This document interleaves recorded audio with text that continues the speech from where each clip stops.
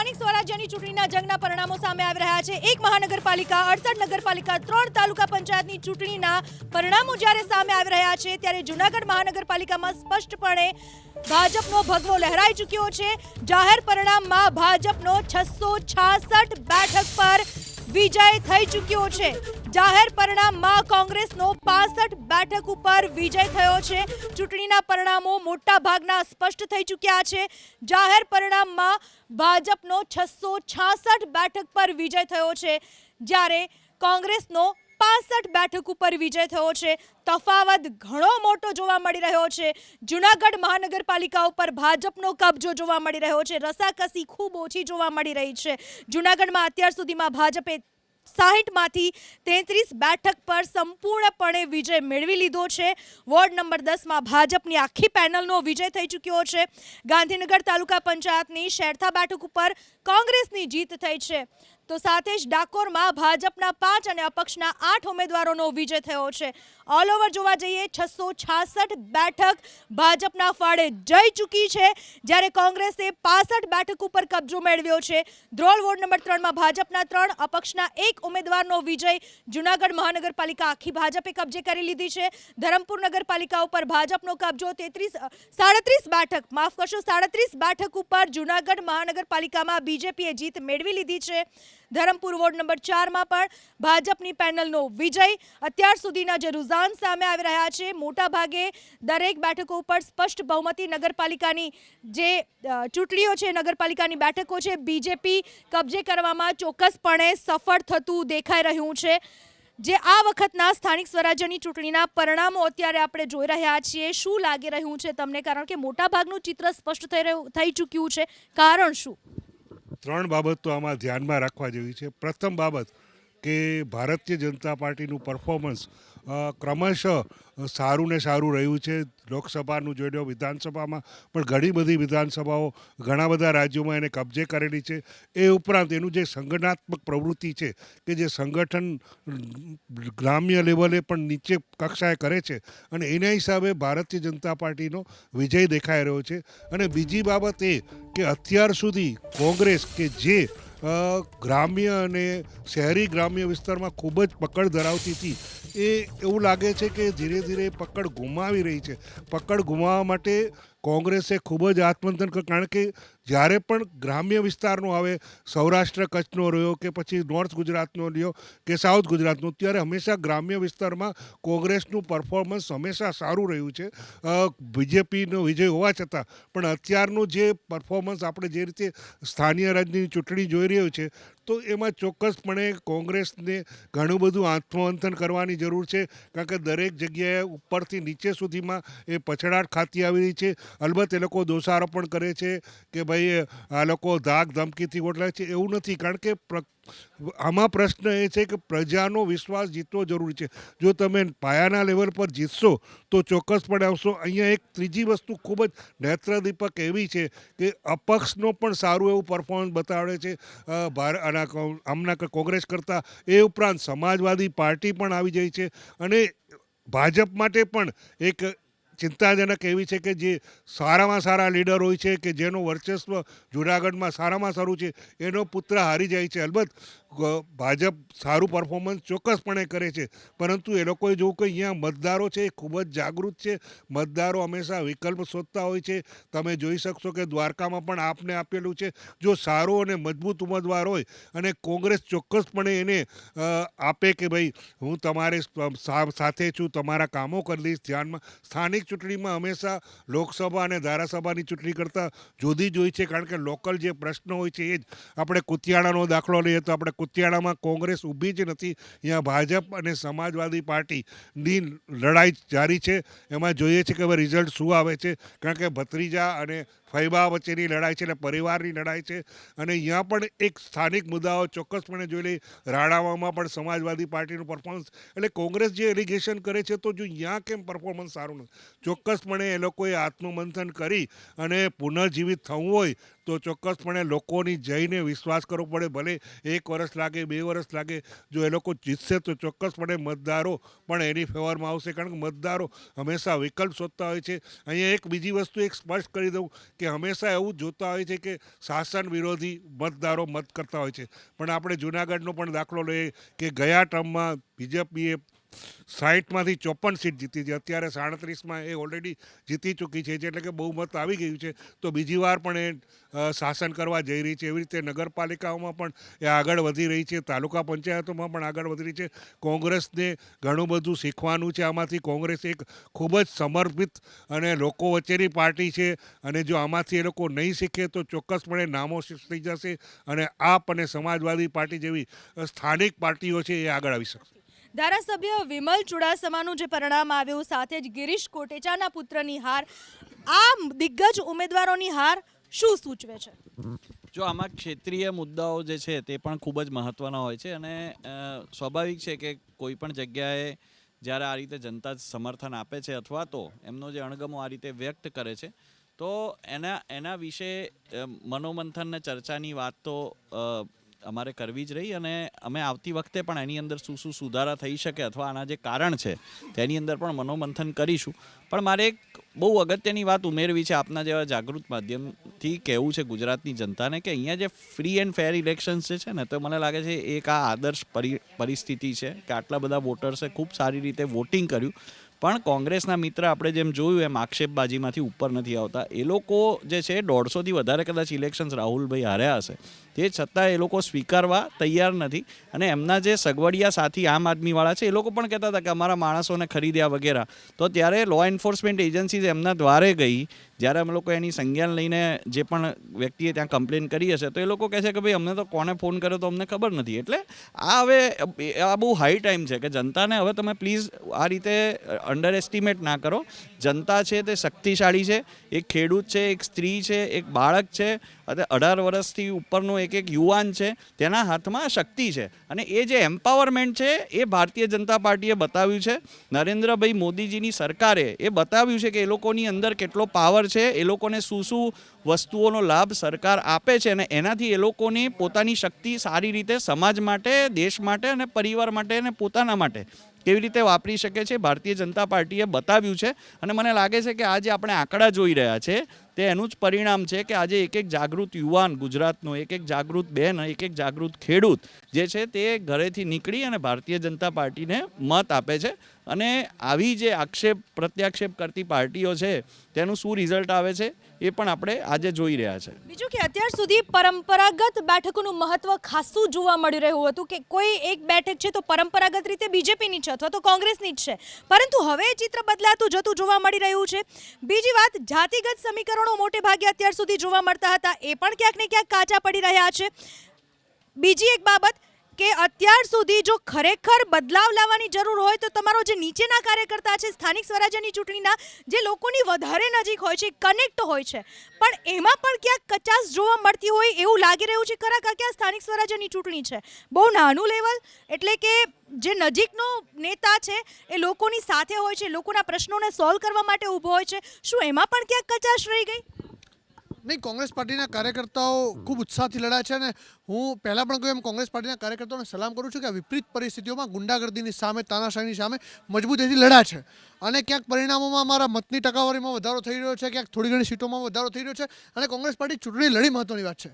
વાત રહી આક્ષેપ પ્રતિ આક્ષેપની, બંને પ્રવક્તાઓએ કાઉન્ટર કરવામાં આક્ષેપ પ્રતિ આક્ષેપ કરે છે. હવે સતીશભાઈ નિશાળિયાનો વિડીયો આ એબીપીના પ્લેટફોર્મ પર આખા ગુજરાતે જોયું છે, આખા ભારત મેં એક્સેપ્ટ કર્યો છે, હું બોલ્યો છું, એબીપી અસ્મિતાના માધ્યમથી આખા ગુજરાતે જોયું છે. અને બીજી વાત, આક્ષેપ પ્રતિ આક્ષેપની વાત નથી, આજે મારી પર્સનલ વાત નથી કરી, પણ કહું છું, હું ઓઢો મારો છું ને મારું પોતાનું ઘર ડિમોલિશ કર્યું છે, મારું પોતાનું ઘર. આજે મારું ઘર બેઘર થઈને હું અહીંયા ડિબેટમાં બેઠો છું, અને મારું ઘર માત્ર રાજકીય કિન્નાખોરીમાં તોડવામાં આવ્યું છે. એબીપી અસ્મિતાની ટીમ ત્યાં આવી હતી, ત્યાંથી રિપોર્ટિંગ પણ કરી. એમનું તો એવું કેવું છે કે જે ગેરકાયદેસર દબાણો હતા એ તોડવામાં આવી રહ્યા છે. મારા ઘરની પરિસ્થિતિ એબીપી અસ્મિતાની ટીમે પણ જોઈ હતી. મારા ઘરની આગળ રોડ, પાછળ રોડ, બાજુમાં રોડ, 3 રોડ હતા. 4થો રોડ મારા ઘરની અંદર તોડવામાં આવ્યો, અને મારું ઘર, મારા ઘરનો નંબર છે 83 નંબર. અગર રોડ નીકળે તો પહેલા નંબરથી આવે, ડાયરેક્ટ 83 નંબર તોડવામાં આવે અને તોડીને પાછા જતા રહે. એટલે દેશની અંદર તાનાશાહી ચાલી રહી છે. કોઈ બોલશે એટલા માટે કોંગ્રેસના કાર્યકર્તાઓ એક બાદ એક છોડી રહ્યા છે અથવા તો બીજેપીમાં જોડાઈ રહ્યા છે એવું આપનું કહેવું છે? આ રીતે દબાણ કરવામાં એક્ઝેક્ટલી. જો તમે ભારતીય જનતા પાર્ટીને સરેન્ડર નહીં થાઓ, જો ભારતીય જનતા પાર્ટીની સામે એક શબ્દ બોલશો તો તમને કચડી નાખવામાં આવશે, તમારું ઘર તોડી નાખવામાં આવશે.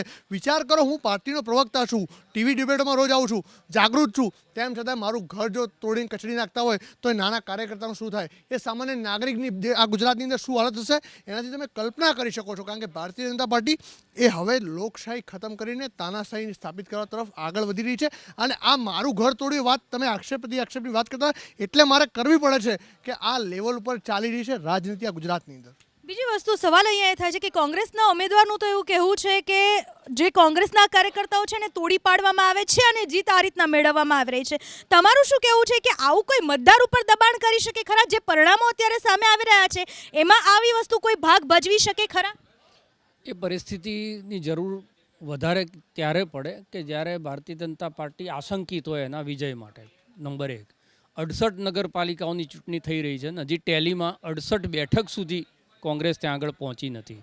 એનો મતલબ તમે જે આક્ષેપ કરો છો કોંગ્રેસના પ્રવક્તાની સાથે જે થયું એ વાત સાચી કે એમણે એમની પોતાની જે વ્યક્તિગત અનુભવ છે અહીંયા કીધો, પણ પ્રજા જે છે એ ડરેલી છે, પ્રજા જે છે નપુસક માનસિકતાવાળી છે કે નમાલી છે કે ભયથી ભારતીય જનતા પાર્ટીને વોટ આપે છે. એ કહેવું થોડુંક અતિશયોક્તિપૂર્ણ છે. કારણ કે સંગઠન સાથે થતું હશે, કદાચ પક્ષ સાથે થયું હશે, આપણે એ આક્ષેપોમાં નથી જતા.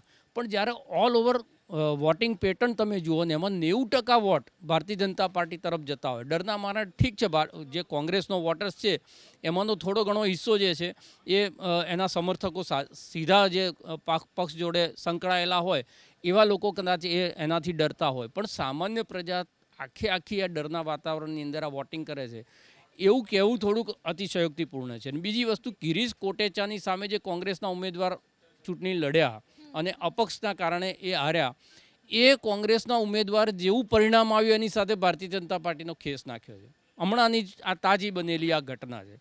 આવી જ ઘટનાઓ અર્જુન મોઢવાડિયાને શેનો ડર હતો? CJ ચાવડાને શેનો ડર હતો? જયરાસિંહ પરમાર જેવા લોકો ગયા, એમને શું ડર હતો? તો આ દરેક વસ્તુ જે છે એ ક્યાંક ને ક્યાંક એવું બતાવે છે કે પાર્ટીની અંદર બધું સારું નથી.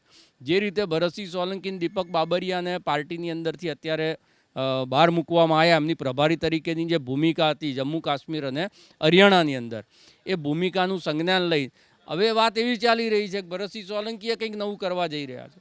તો પાર્ટીની અંદર જે મોટા નેતાઓ છે જેમણે વર્ષો સુધી પાર્ટીમાં જે છે નેતૃત્વ કોઈ બીજાને સોંપ્યું જ નથી, આજે વિમલ ચુડાસમા ધારાસભ્ય છે અને નગરપાલિકા ક્યાં લડવાની જરૂર હતી?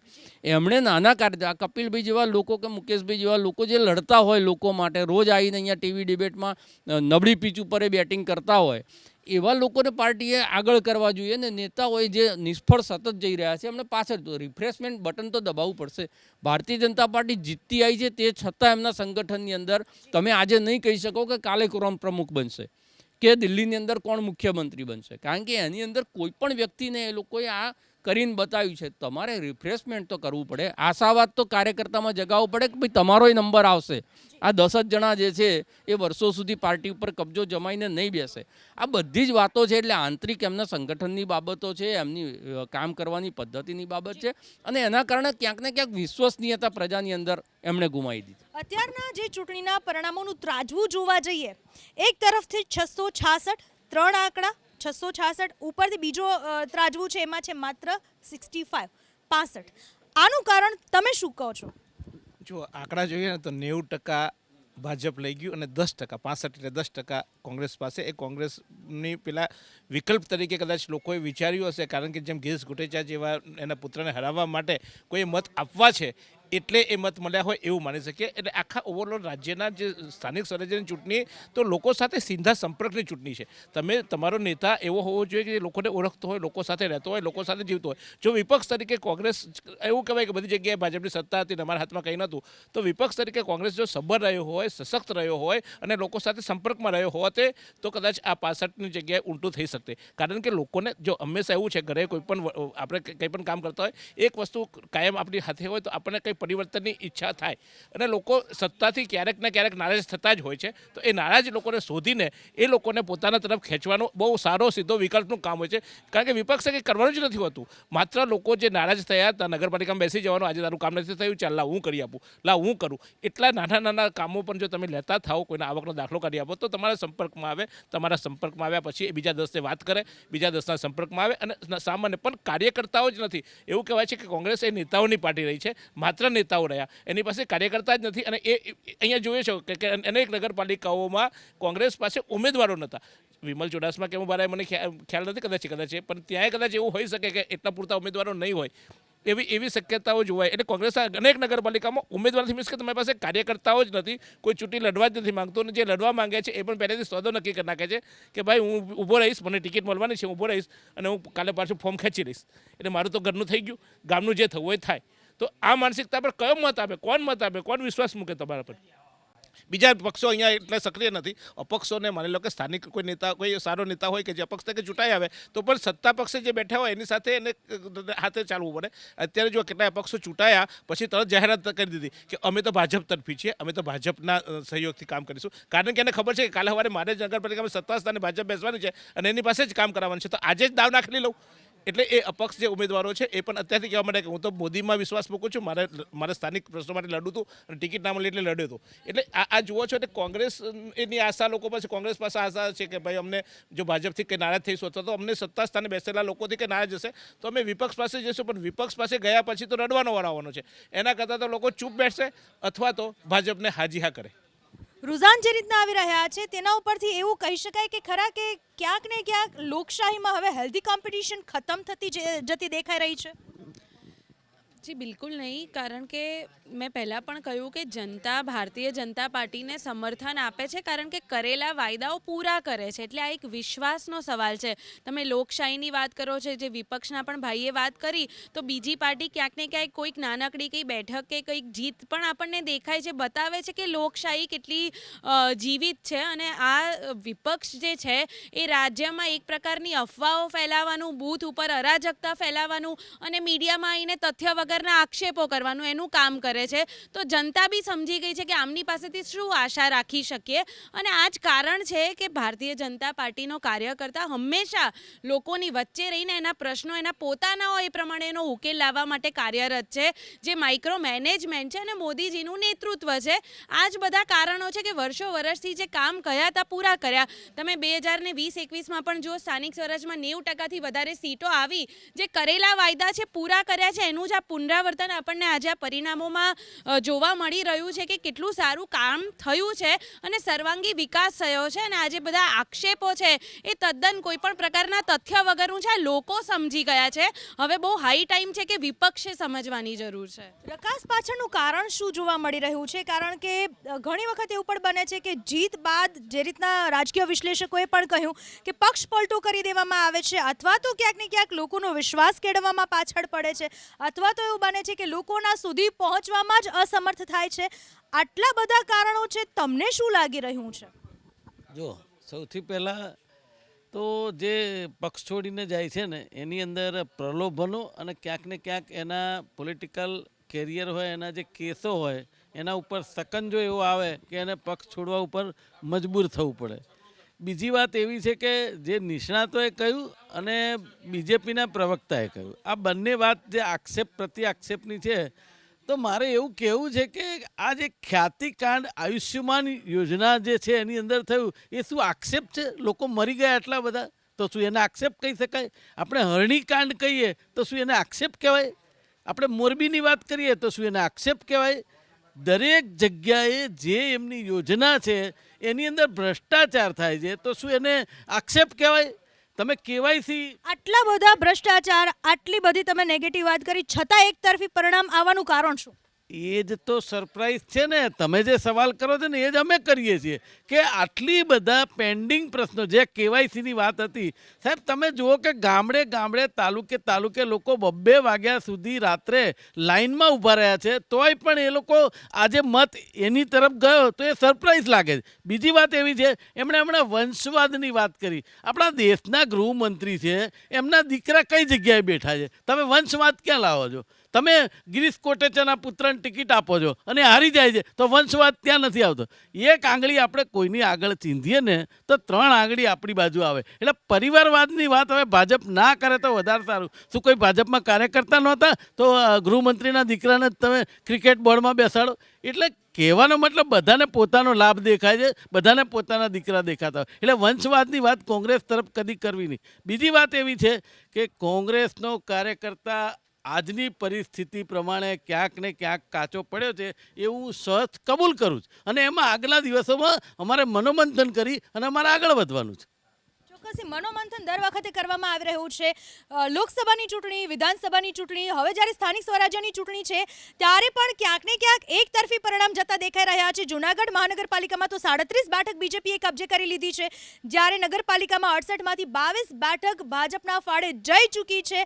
એટલે મોટા ભાગે બીજેપીનો ભગવો લહેરાતો જોવા ચોક્કસથી મળી રહ્યો છે. સતત અપડેટ અમે આપના સુધી પહોંચાડતા રહીશું. 900થી પણ વધારે બેઠક પર કબજો કરી લીધો છે. મહત્વના સમાચાર, અત્યાર સુધીની મતગણતરીમાં ભાજપ 901 બેઠક પર વિજય મેળવી ચૂક્યું છે. અત્યાર સુધીમાં ભાજપનો ભગવો મોટા ભાગની બેઠક ઉપર લહેરાઈ ચૂક્યો છે. જ્યારે કોંગ્રેસની વાત કરવામાં આવે 66ની આસપાસની બેઠકો કોંગ્રેસે કબજે કરી છે.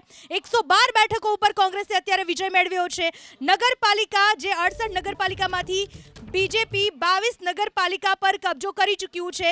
જ્યારે મહાનગરપાલિકાની એકમાત્ર જૂનાગઢ મહાનગરપાલિકાની ચૂંટણી જેની વાત કરવામાં આવે 37 બેઠક બીજેપીના ફાળે જઈ ચૂકી છે. 60માંથી અત્યાર સુધીની મતગણતરીમાં કોંગ્રેસ 112 બેઠક પર વિજય મેળવી ચૂક્યું છે. તો ભાજપ 901 બેઠક પર વિજય થયું છે. મોટા ભાગનો રકાસ કોંગ્રેસનો જોવા મળી રહ્યો છે. અત્યાર સુધીની સ્થાનિક સ્વરાજ્યની ચૂંટણીની જે વાત કરવામાં આવે, જે પરિણામ સામે આવી રહ્યા છે, અપક્ષ એટલે કે અન્યને 70 બેઠકો ઉપર જીત મળી છે. જાહેર પરિણામોમાં આમ આદમી પાર્ટી એટલે કે આપ 5 બેઠકો પર જીત મેળવી ચૂક્યું છે. જાહેર પરિણામોમાં બીએસપી 5 બેઠકો ઉપર જીત મેળવી ચૂક્યું છે. એટલે કે થોડે ઘણે અંશે અન્ય પક્ષો પણ ખાતું ખોલાવવામાં સફળ રહ્યા છે. ખરા રાધનપુરમાં કોંગ્રેસના ગઢમાં ગાબડું પડ્યું છે. અત્યાર સુધીની મતગણતરીમાં ભાજપ 901 બેઠકો ઉપર વિજય થઈ ચૂક્યું છે. અત્યાર સુધીની મતગણતરીમાં કોંગ્રેસના ફાળે 112 બેઠક જઈ ચૂકી છે. 68 નગરપાલિકામાંથી 22 નગરપાલિકા બીજેપીના ફાળે. હજુ કોંગ્રેસના ફાળે એક પણ નગરપાલિકા નથી ગઈ.